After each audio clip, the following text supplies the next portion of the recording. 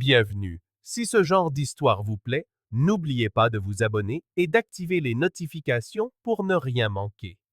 Chaque matin, à 5 heures précises, Daniel se réveillait. Le réveil sonnait à peine qu'il bondissait hors du lit, préparant déjà le café, tandis qu'Olivia dormait encore profondément. À 32 ans, il s'était bâti une solide carrière d'ingénieur civil, travaillant sur des projets qui redessinaient le paysage de la ville. Daniel avait toujours été cet homme qui rêvait de rentrer chez lui pour y retrouver une famille qui l'attendait. Olivia, du haut de ses 29 ans, tenait la boutique la plus élégante du centre-ville. Des femmes de tous âges faisaient la queue pour s'offrir ces pièces exclusives. Elle possédait ce don particulier pour marier les couleurs et les tissus, transformant des femmes ordinaires en versions éblouissantes d'elles-mêmes. Son compte Instagram comptait plus de 50 000 abonnés, tous admiratifs de son style impeccable et de sa vie en apparence parfaite. Le couple s'était rencontré 3 ans plus tôt lors d'un événement caritatif. Daniel avait été engagé pour superviser la construction de la scène, tandis qu'Olivia organisait le défilé de mode de bienfaisance. Leur idylle avait rapidement éclos. Daniel l'invitait à des dîners romantiques, où ils parlaient pendant des heures de leurs rêves. Leur mariage, 2 ans plus tard, fut l'événement le plus commenté de la région. Durant les premiers mois de leur union, Daniel rentrait du travail et trouvait souvent Olivia en train d'organiser la nouvelle marchandise à la boutique ou de planifier des événements avec ses amis proches. Elle avait toujours eu une vie sociale très active. Megan, Emma et Jessica étaient ses compagnes inséparables depuis l'université. Elles se retrouvaient au moins 3 fois par semaine. Daniel comprenait l'importance de ses amitiés pour Olivia. Lui-même avait peu d'amis proches, préférant consacrer son temps libre à des projets personnels ou simplement à se détendre à la maison. Quand Olivia sortait avec ses amis, il en profitait pour avancer sur son travail ou lire des ouvrages techniques afin de rester à la pointe de sa profession. Mais ces derniers mois, les sorties d'Olivia étaient devenues plus fréquentes et s'étiraient tard dans la nuit. Elle rentrait après minuit, souvent légèrement éméchée, expliquant que le temps avait filé au gré des conversations et des rires. Daniel acceptait ces explications sans poser de questions. Il faisait entièrement confiance à sa femme et estimait qu'elle méritait ces moments de détente. Les week-ends aussi avaient changé. Auparavant, ils faisaient la grasse matinée, préparaient le petit déjeuner ensemble et planifiaient des activités à deux. Désormais, Olivia avait souvent des engagements sociaux de dernière minute, des déjeuners spéciaux, des inaugurations de magasins, des anniversaires de vagues connaissances. Daniel se retrouvait seul le samedi et le dimanche, à regarder des matchs de football ou à ranger les tiroirs et les placards de la maison. Telle était la routine du couple depuis des mois. Daniel travaillait dur la semaine, rêvant de week-ends qu'ils passaient rarement ensemble. Pour les observateurs extérieurs, ils formaient un couple enviable. Lui, brillant et fiable. Elle, élégante et populaire. Daniel ne se doutait pas que cette routine, en apparence si harmonieuse, dissimulait une trahison qui allait bientôt transformer sa vie à tout jamais. Ce vendredi-là, les 4 amis décidèrent d'essayer un nouveau bar qui venait d'ouvrir en ville. L'endroit était moderne, avec une musique forte et une clientèle jeune cherchant à se divertir après une longue semaine de travail. Olivia était particulièrement excitée, affirmant qu'elle avait grand besoin de décompresser après avoir géré des fournisseurs difficiles toute la semaine. Le groupe commanda plusieurs verres et s'installa près du bar principal. Olivia, qui buvait habituellement très peu, décida d'essayer des cocktails plus forts, comme ceux que commandaient ses amis. Emma lui fit remarquer qu'elle devrait faire attention à l'alcool, mais Olivia balaya son inquiétude d'un rire et continua de boire, ignorant le conseil de son ami. Au fil de la nuit, la musique devint plus forte et l'atmosphère plus électrique. Des hommes ne cessaient d'approcher le groupe, offrant des verres et tentant d'engager la conversation. Megan et Jessica trouvèrent rapidement des garçons intéressants et se mirent à danser, tandis qu'Emma préférait discuter avec des connaissances qu'elle croisait au bar. Olivia se retrouva seule à table lorsqu'un homme grand et brun s'approcha.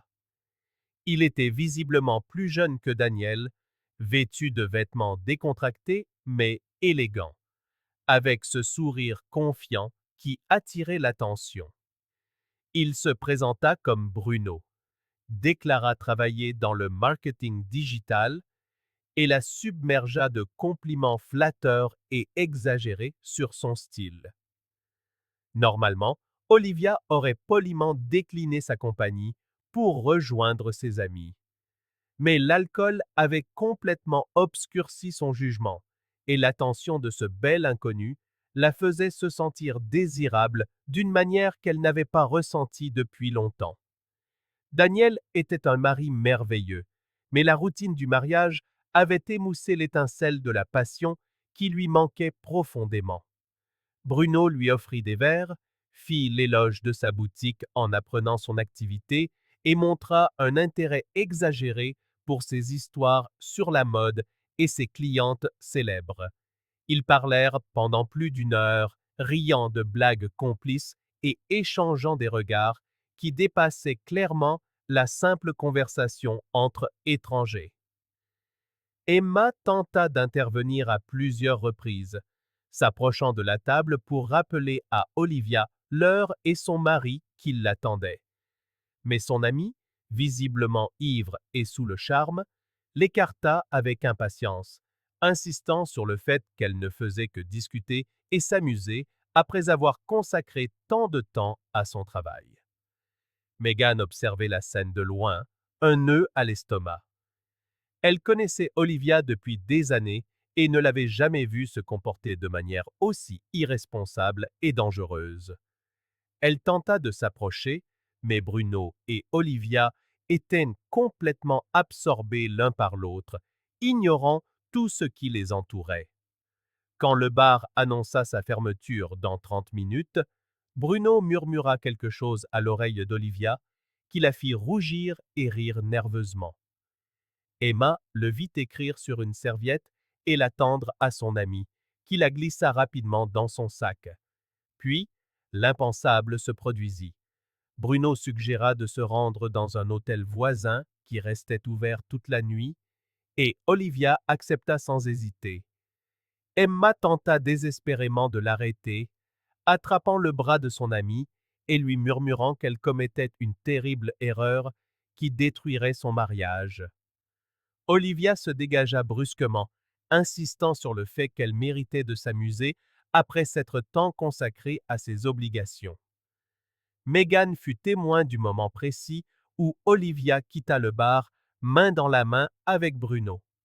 Son cœur s'emballa, tandis qu'elle réalisait la gravité de la situation et les conséquences dévastatrices à venir. Elle saisit rapidement son téléphone et commença à prendre des photos du couple marchant sur le trottoir, s'embrassant passionnément sans se soucier des regards, puis montant ensemble dans un taxi en direction de l'hôtel. Megan venait de documenter tout le comportement irresponsable de son amie. Les photos montraient clairement Olivia trompant Daniel avec un parfait inconnu, poussé par l'alcool et un désir d'excitation qui avait depuis longtemps disparu de sa vie conjugale stable. Emma et Jessica étaient sous le choc en assistant à la transformation d'Olivia. Elles connaissaient leur amie comme une femme responsable, dévouée au mariage qu'elle avait construit avec Daniel. Assister à ce changement soudain et destructeur était un traumatisme pour toutes. Meghan rangea son téléphone contenant les photos accablantes, sentant le poids de la responsabilité. Elle savait que Daniel méritait de connaître la vérité, mais elle craignait aussi de détruire complètement la vie de son ami pour une erreur impulsive commise sous l'influence de l'alcool.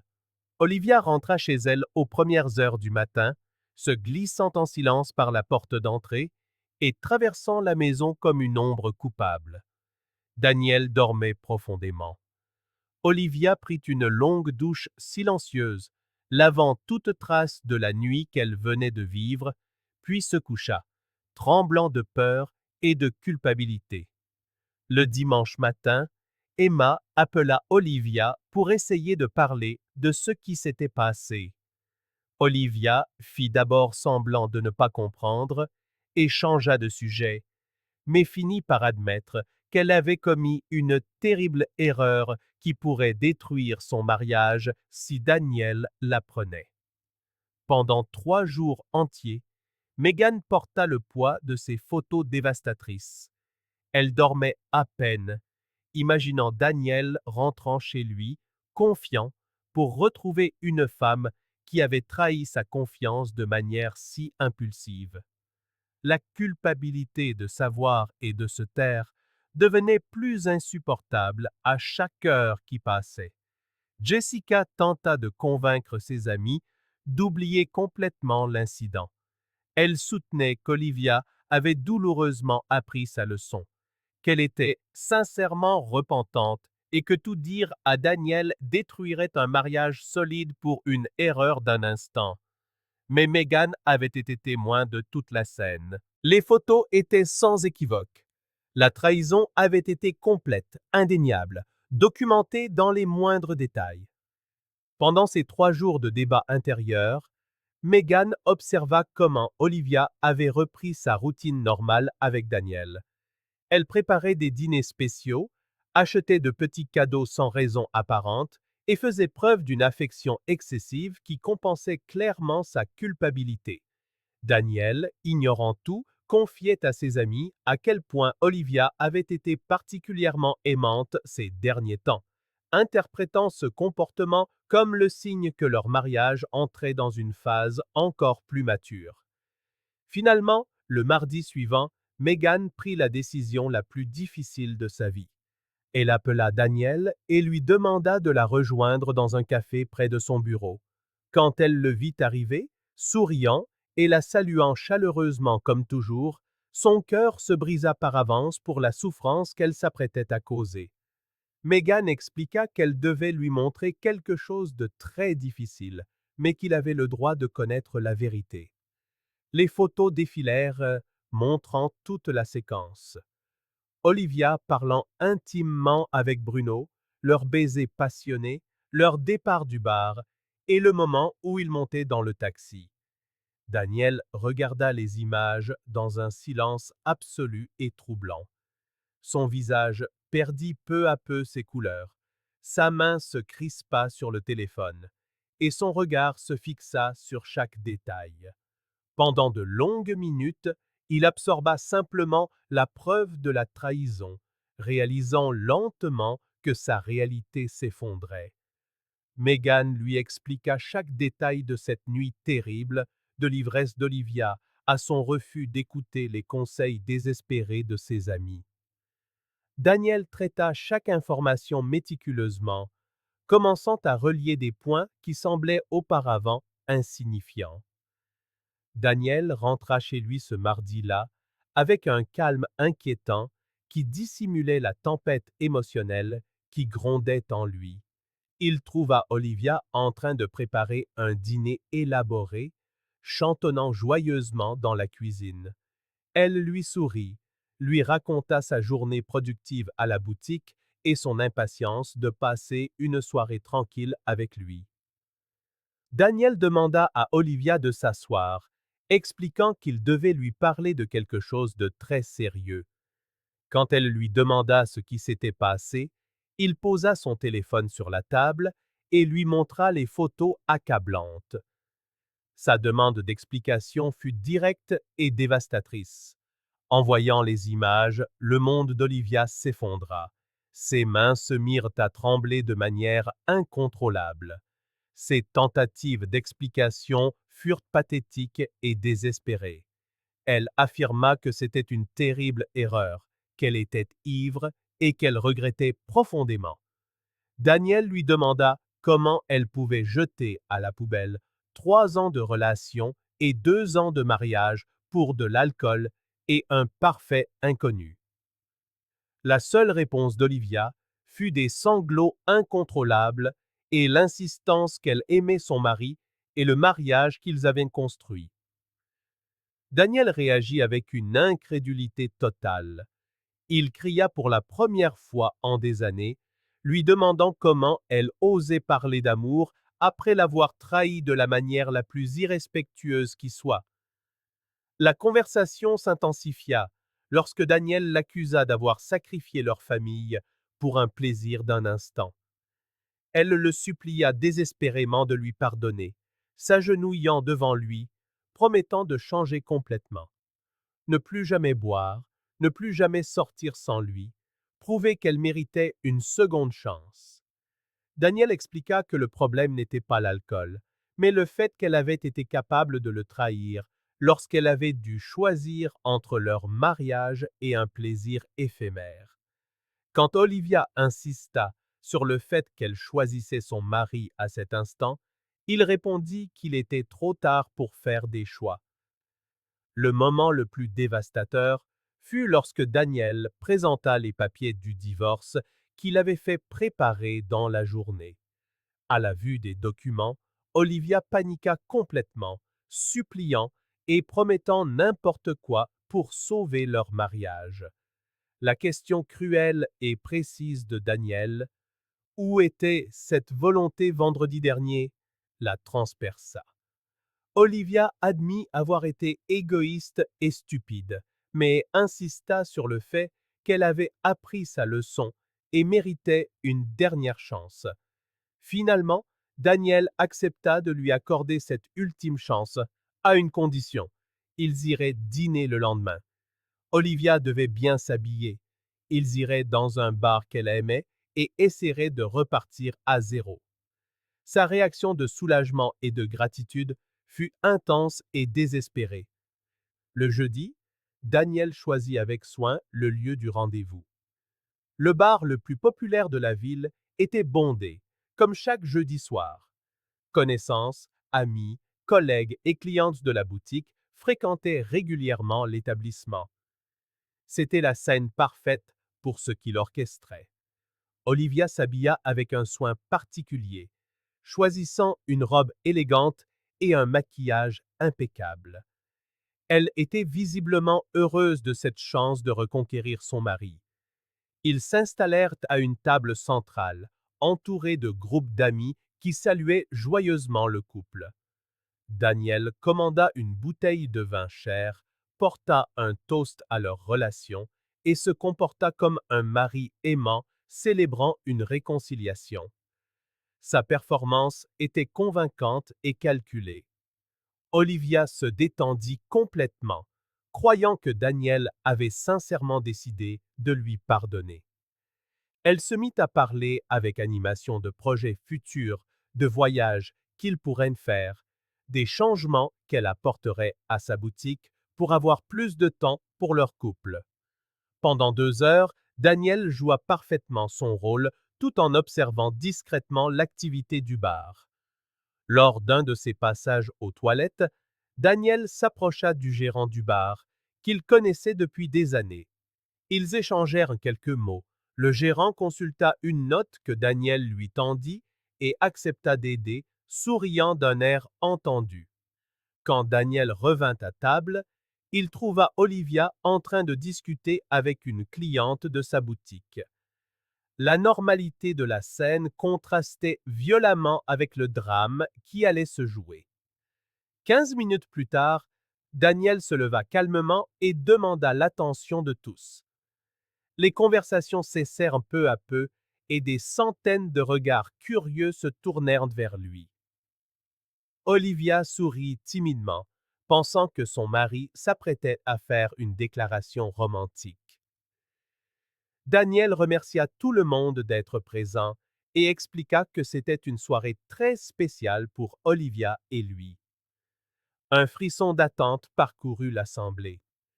Puis, ce fut la déflagration. Il annonça qu'il demandait officiellement le divorce parce que sa femme avait décidé de trahir leur mariage vendredi dernier avec un parfait inconnu. Le silence qui suivit fut assourdissant. Des centaines de personnes se tournèrent pour fixer Olivia, complètement paralysée sur sa chaise. Son visage perdit instantanément toute couleur. Ses mains se mirent à trembler, et elle regarda Daniel avec une horreur absolue. Daniel poursuivit son explication publique, déclarant que pendant qu'il travaillait honnêtement, sa femme passait la nuit à s'amuser avec un inconnu. Il décrivit comment 3 ans de relations sérieuses avaient été balayés pour une nuit de plaisir égoïste et irresponsable. Des murmures s'élevèrent dans le bar. Certains sortirent de leur téléphone pour enregistrer la scène. Olivia tenta de se lever pour fuir l'humiliation, mais ses jambes semblaient avoir perdu toute force. Ses supplications pour que Daniel arrête furent complètement ignorées. Il posa les papiers du divorce sur la table devant elle, expliquant que puisqu'elle avait choisi de le tromper, il n'y avait aucune raison pour lui de s'arrêter à ce moment de vérité et de justice. Plusieurs personnes reconnurent Olivia et commencèrent à commenter le scandale. Des clientes l'identifièrent et prirent des photos. Daniel lui tendit un stylo et lui demanda de signer les papiers du divorce devant tous les témoins. Face à son refus, l'humiliation s'intensifia. Daniel s'adressa à l'audience, demandant si quelqu'un ferait confiance à une femme capable de tromper son mari avec un inconnu après quelques verres. La réponse de la foule fut un murmure de désapprobation. La pression sociale devint insupportable. Les mains tremblantes, des larmes coulant sur son visage, Olivia signa finalement les documents. Chaque signature était un aveu public de sa culpabilité. Daniel ramassa les papiers signés, remercia tout le monde pour leur présence et se dirigea calmement vers la sortie. Ses derniers mots pour Olivia furent un espoir sarcastique que la trahison en ait valu la peine. Olivia resta seule au centre d'une attention hostile, filmée et photographiée par des dizaines de personnes. L'humiliation publique était totale et dévastatrice. Elle avait perdu son mari, sa dignité et sa réputation en une seule nuit de vengeance calculée. En moins de 2 heures, les vidéos de la confrontation se répandirent sur les réseaux sociaux de la ville. Les commentaires cruels et les mèmes proliférèrent, faisant d'Olivia un exemple public de l'infidélité conjugale. Dans les jours qui suivirent, la boutique d'Olivia perdit plus de la moitié de sa clientèle. Les femmes mariées refusaient d'acheter chez quelqu'un qui avait trompé son mari si irrespectueusement. Sa réputation professionnelle fut détruite en même temps que son mariage. Daniel, au contraire, reçut un soutien massif. Des hommes le félicitèrent pour sa bravoure et des femmes le louèrent d'avoir exposé publiquement une épouse infidèle. Meghan, Emma et Jessica se sentirent profondément coupables de ne pas avoir réussi à arrêter Olivia ce vendredi fatidique. Elles réalisèrent qu'une nuit d'insouciance avait détruit de manière irréversible la vie de leur amie. Olivia tenta de contacter Daniel, mais il avait bloqué tous les moyens de communication. Elle avait perdu sa maison, son mariage, la plupart de ses clientes et toute sa réputation pour quelques heures de plaisir impulsif. L'histoire de Daniel et Olivia devint un exemple frappant dans la ville des conséquences dévastatrices de la trahison.